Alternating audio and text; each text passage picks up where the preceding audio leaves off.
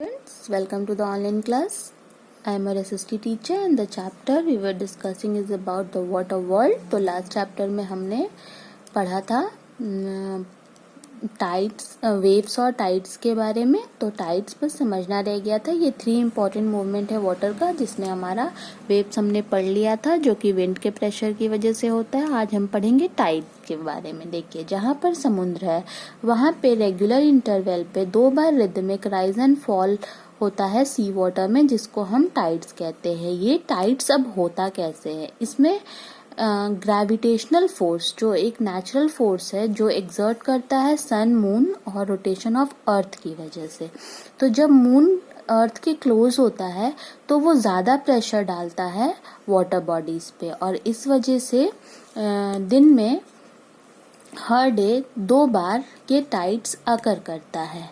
और इस तरह से जब भी फुल मून होता है या फिर न्यू मून होता है तो सन, मून और अर्थ इस तरह से एकदम स्ट्रेट लाइन में होते हैं, आप देखेंगे. तो उस टाइम पे जो ग्रेविटेशनल पुल होता है वो हाई होता है, जिस वजह से हाई टाइड्स राइज होता है, और उस टाइड को हम स्प्रिंग टाइड कहते हैं. और जब मून अपने फर्स्ट और लास्ट क्वार्टर में होता है तो वो इस तरह से डायगोनली क्या होता है, अर्थ पे वाटर बॉडीज पे प्रेशर डालता है. तो इस टाइम पे जो टाइड्स होते हैं वो लो होते हैं, और इसलिए हम इसको नीप टाइड कहते हैं. तो अभी हम समझे कि there are 2 types of tide, that is spring tide and neap tide. Spring tide कभी होगा? जब सन, मून और अर्थ एक लाइन में होंगे, इस तरह से स्ट्रेट लाइन में. और जब नीप टाइड कब होगा? जब वो डायगोनली होंगे, यानी राइट एंगल बनाएंगे. अब हम देखेंगे इम्पोर्टेंस ऑफ टाइड. टाइड्स का क्या इम्पोर्टेंस है? तो एक तो है कि टाइड्स क्या करता है, मड स्लीट और जो भी डिपॉजिट्स होते हैं रिवर माउथ पे उसको वो ओपन कर देता है, तो वो शिप के लिए रास्ता खुल जाता है. टाइड्स क्या होता है, हेल्प करता है शिपिंग और नेविगेशन में, जिससे शिप क्या होता है अपने हार्बर तक इजीली पहुंच जाते हैं और ज़्यादा उन्हें फ्यूल नहीं लगता है. फिशरमैन के लिए टाइड बहुत बेनिफिशियल होता है, क्योंकि जैसे ही टाइड्स उठता है तो वो किनारे पर बाउंटीफुल कैचेस यानी फिशेस को लाकर भरपूर मात्रा में छोड़ देता है, जिससे कि वो बहुत ज़्यादा ही बेनिफिशियल हो जाते हैं. और ये कभी होता है जब स्प्रिंग टाइड होता है.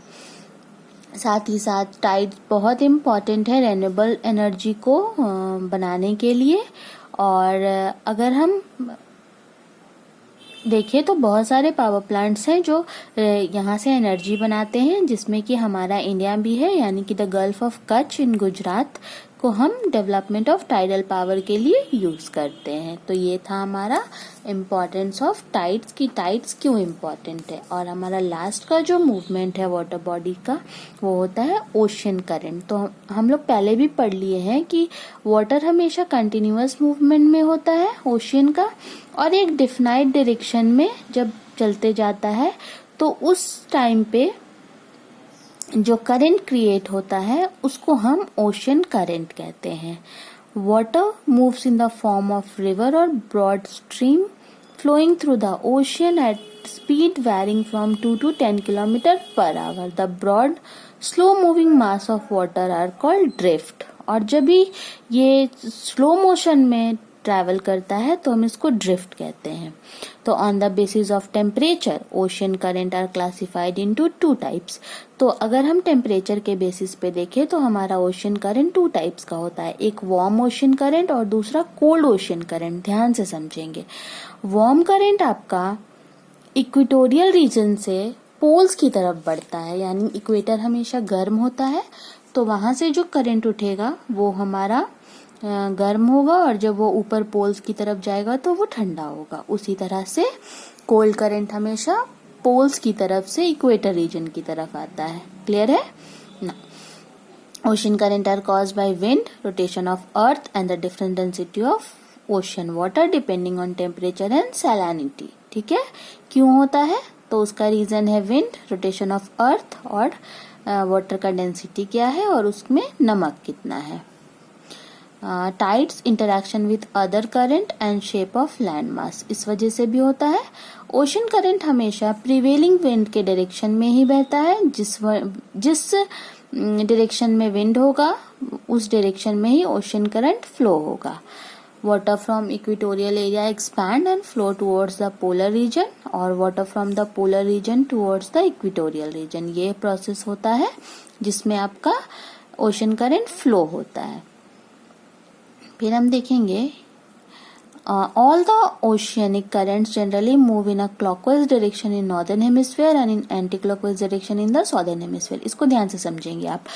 ये जो ओशन करंट होता है क्लॉकवाइज, जैसे घड़ी चलता है इस तरह से, उस डायरेक्शन में ये आपका नॉर्दर्न हेमिस्फेयर में होता है, लेकिन जैसे ही ये साउदर्न हेमिस्फेयर में पहुंचता है तो ये एंटी क्लॉकवाइज हो जाता है, यानी घड़ी के उल्टे डायरेक्शन में ये चलता है। जैसे sometimes a land masses may obstruct the flow of an ocean current causing it to change into direction. For example, the equatorial current in Atlantic Ocean divide into two branches when it meet to the South American coast and the Gulf Stream goes north and the Brazil current goes south। कभी कभी क्या होता है जब land masses ocean current को abstract मिल जाता है तो वो दो डायरेक्शन में चेंज हो जाते हैं। Warm and cold current modify there temperature accordingly, और ये दोनों वार्म और कोल्ड करंट अपने टेम्परेचर को अपने हिसाब से मॉडिफाई कर लेते हैं। When these winds blow from the coastal land they modify the temperature, they are making the land comparatively warmer और कोल्डर। तो इस तरह से वो हवा के बहाव से क्या होता है, अपना जो लैंड होता है उस पार्ट में उसको वो गर्म या ठंडा कर लेते हैं। बाकी जो किस किस वजह से इसमें क्या क्या मतलब पॉजिटिव और नेगेटिव थिंग्स है वार्म और कोल्ड करंट का, वो हम अपने नेक्स्ट टॉपिक में देखेंगे। फिलहाल हम यहीं तक देखते हैं कि वार्म और कोल्ड करंट कैसे अपने टेम्परेचर को अकॉर्डिंगली मॉडिफाई करते हैं। ठीक है स्टूडेंट्स, थैंक यू।